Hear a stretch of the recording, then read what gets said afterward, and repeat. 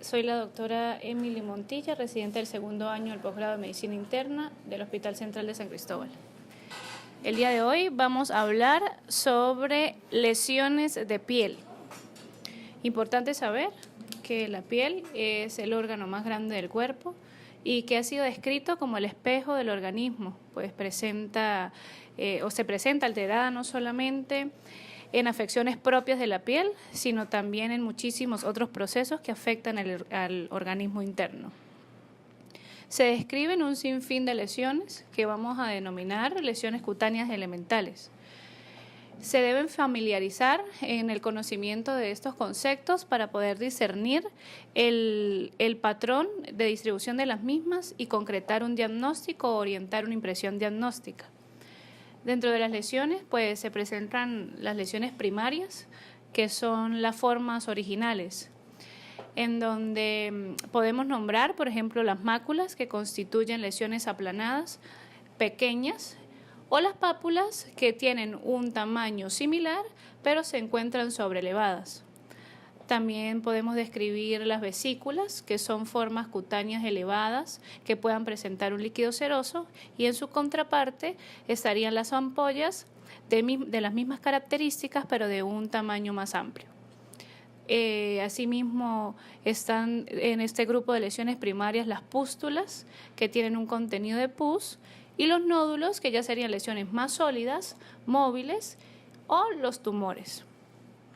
De igual manera, tenemos las lesiones secundarias, que son aquellas que se desarrollan a partir de las primarias como transformaciones ulteriores de las mismas, y se describen entre estas las exfoliaciones, las costras, las escoriaciones o las fisuras, las úlceras, que quizás son las más descritas o las que se ven con mayor frecuencia en las salas de emergencia, las cicatrices, los queloides y las erupciones.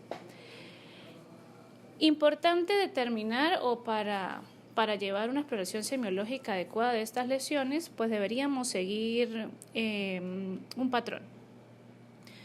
Empezamos hablando entonces cómo describiríamos, tomando en cuenta la inspección y quizás la palpación. Lo más importante en las lesiones de piel o en la semiología de piel sería la inspección, que es lo que más orienta. Tomamos en cuenta el color de la lesión, si es hipercrómica, si es hipocrómica, si se torna de algún tinte inespecífico, si es roja, si es violácea, si es amarilla. También es importante determinar el patrón de distribución de dichas lesiones, si es universal, si es localizado. La superficie, si es aplanada, si es elevada, si es rugosa o lisa, qué forma tiene, si es ovalada, si son confluyentes, si tiene un patrón reticular, los bordes definidos o poco definidos, si presenta o no secreción y cuál sería el tamaño de las mismas. Hablando un poco sobre el diagnóstico dermatológico, este es un desafío. Generalmente determinar o discernir exactamente qué patología gira en torno a la lesión que estamos observando, pues sí representa un desafío. Se debe razonar el diagnóstico tomando en cuenta planteamientos como identificar la lesión elemental, las características individuales de la lesión, y podemos apoyarnos quizás en algún atlas de dermatología que sea orientativo.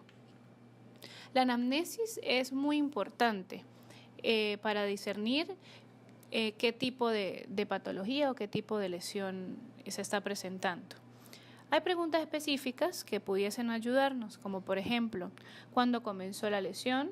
Si esta es continua, si esta es intermitente, si las lesiones son similares a las del comienzo o si se han modificado, cuáles son los síntomas cutáneos predominantes, si hay prurito, ardor o dolor, si está acompañada por síntomas sistémicos, es decir, si se asocia a fiebre o astenia, malestar general, si asociado a ello hay un cambio de coloración generalizado. Y es importante el interrogatorio dirigido a la historia farmacológica, es decir, si el paciente se ha aplicado algún tipo de medicamento tópico o si ha ingerido algún tipo de fármaco. La distribución de las lesiones es quizás una de las partes semiológicas más orientativas. Podemos ver si la lesión es bilateral, nos pudiese orientar, por ejemplo, a un vitiligo. Si sigue o se dirige a lo largo de lesiones de clivaje, como la psoriasis o la pitiriasis rosada. Si es universal, como una eritrodermia psoriásica. O quizás como simplemente un neoepidérmico segmentario. Si es difusa, como las micosis. También si son lesiones únicas o acúmulo de lesiones. En esta pudiésemos pensar en infecciones víricas como un herpes, lesiones confinadas a una parte específica, lesiones confinadas a las partes acrales como las dermatitis atópicas y las lesiones confinadas a partes expuestas al sol.